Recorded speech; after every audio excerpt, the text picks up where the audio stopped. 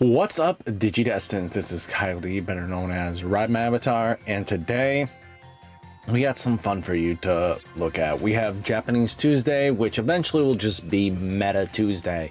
So we'll just look at all the good decks across all the formats once we're unified, and we'll have a lot of fun, especially starting in February, because technically at the end of the month they drop the set, so we could technically just start from there, and we kind of just have a good understanding of what all decks are going to be like until we get April, right? But without further ado, let's get in the video and talk about it. So, first off, let's take a look straight up here. Red Purple Imperial Dramon's at 7 tops, Royal Knights at 6, Dukemon at 4, Sun and Moon at 2, Fenrir Luga 2, Plants and Fairies 2, Crossheart 2, Beelzemon 1, which is just not even Beelzemon.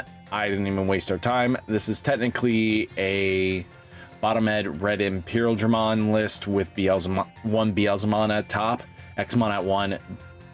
This is Deep Save at 1, red blue Omegamon 1, purple hybrid 1, blue armor 1, red hybrid poop, yellow vaccine, Mugen aquatic, Zephyga, green red Imperial Dramon, Tyrannomon, Invisimon, Desmon, Chronicles, red black Greymon, and Necromon. So let's look at Necromon real quick, because I know people are dying to see what this list is kind of shaping up to be, and that's vitally important. I know there's not many lists that's going to happen, but if you take a look, it's a lot of the new cards across the board, and I don't think there's many old cards except for this one here, and this one here, and then the Violet and Boots. So taking a look here, I think most of it will come through just because the rookie lineup is still missing some more decent ghosties. But having these three here being basically on deletion, gain of memory, it's not a bad trade-off, right? You kind of just get a good understanding of what the deck is trying to do.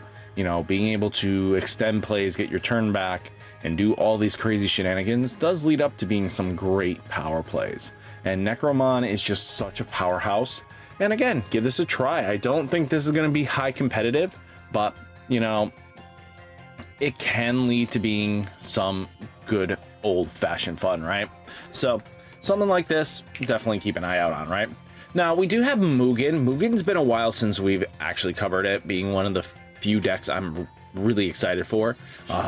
Mugen definitely got into this phase of basically they can swing into anything and basically free trash like 5 security without breaking a sweat, right?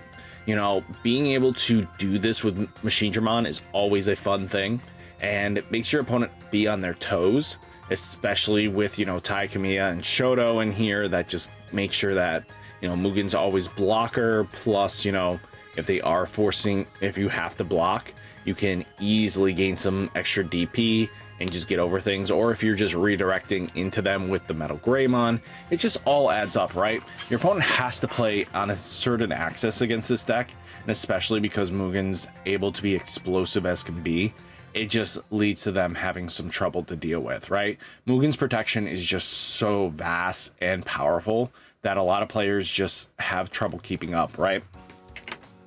Now, we do have some Bloomlord shenanigans. As you can see, they are teching in the new Zephyga Ace, which, again, I don't know if this is the right call.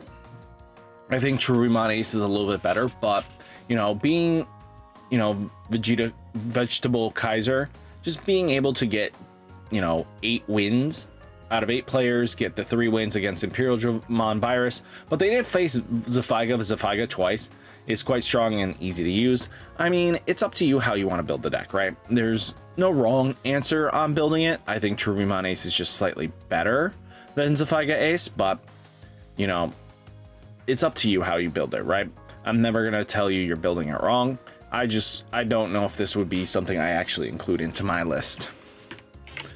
Now, we do have another Crossheart. Because Crossheart's coming out soon, I figure players would like to see it. They are teching in, this is all new cards that basically will come out of the set with no questions asked, right?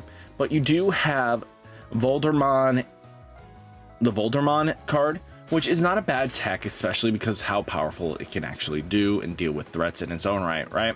So stuff like this is something that's start getting some grasp and understanding on, because I think players need to learn a little bit of how to do some crazy shenanigans with decks that are coming out. So this is just a nice little tech, especially they're using this option. So at the end of the day, what do you guys think? Would you actually build this deck? Are you building cross arts? Let me know down in the comments. Now we are going to go into Invisimon. There was only 4 participations, but you know, Invisimon is a deck that players might be interested in looking at, and I figured this is a great stepping stone to kind of just take a look and see how they're building it, right? So they are using the Marvin Jackson kind of engine with the Aerodramon and the Megadramon or Gigadramon, one of the two.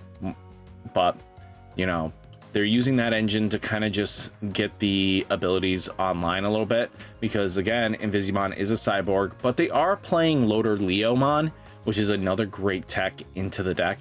And if you guys are wondering, this is Haguramon, the one before this one got dropped, Hagura X. So if you guys are looking at cards, this is a very unique teching. So, you know, the token does come up from time to time, right? But they also do have Blimpmon here. But I think, again, this deck has a lot of potential right across the board, right? You know, a lot of brand new cards.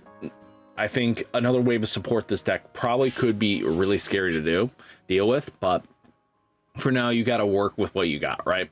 So at the end of the day, this does feel a little bit clunky or some sort of, you know, differences, right? Now, we do have some winners that we need to talk about. So if we translate the post, this was the 3rd place.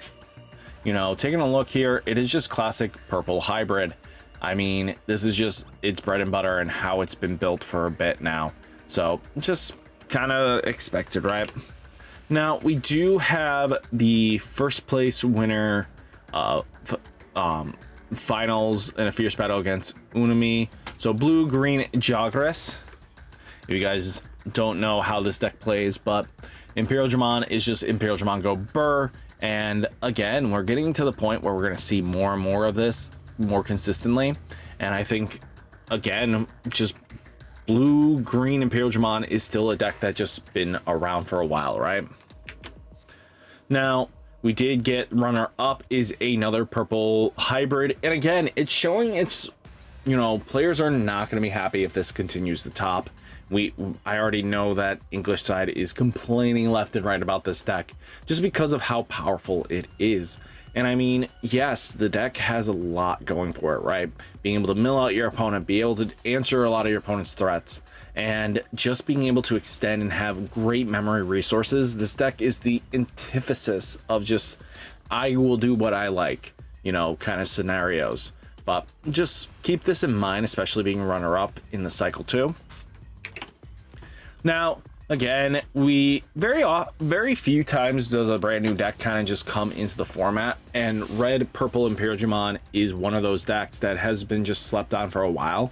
And again, that's only because the support wasn't there, right?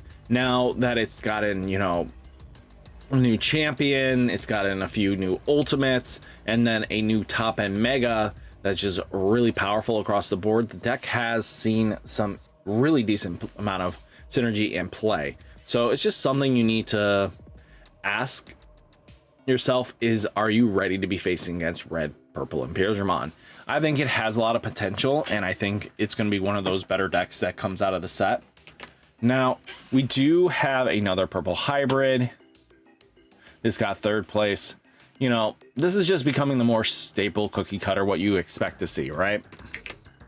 Now we do have the 5th place was another red blue green Imperialdramon. Again, no surprise there, just Imperialdramon is just one of those great decks across the board. It's just never going to die. You know, it's just one of those decks that will recur and just keep going up and up, especially because of the cycle. You know, this was a deck that wasn't on everybody's radar, but Tyrant being able to do stuff sometimes is really exciting to see, right? You know, you have Medieval Gallantmon being a backup supporter with Tyrant, and, you know, Shivamon Ace just all leads into being very scary for your opponent to deal with. and it's really good to see. So stuff like that does lead up to being vitally important, and just a good understanding across the board, right? So stuff like this matters, especially when deck building comes involved and stuff, that, you know, Tyrant can still put up numbers in this format where a lot of players aren't ready to face against it. So, you know, just getting a good feel across the board for everything. And, you know, let's take a look at Chronicles, because I don't think I covered Chronicles either last week. But taking a look at Chronicles, I think, is something we should take a look at. So Chronicles is definitely one of those decks that needs a lot of reps on, I think. This deck is still a lot of learning phase and evolving phases. You know, just regular X antibody plus Ryuda is kind of the old cards you really want. But, you know, everything else is kind of self-contained, right? You kind of get everything from the set without any questions. So there's nothing really to worry about. But, you know, at the end of the day, you're going to have some great value. And again, giving yourself the option to be able to play this deck right out of the set is something really great. You know, there's only 4, 8, 10 old cards that you're going to have to get your hands on, and that's not bad. So guys, hopefully you guys enjoyed this video. Hit that like button, hit that subscribe button, stay safe, stay healthy, and I'll catch you next one. Peace.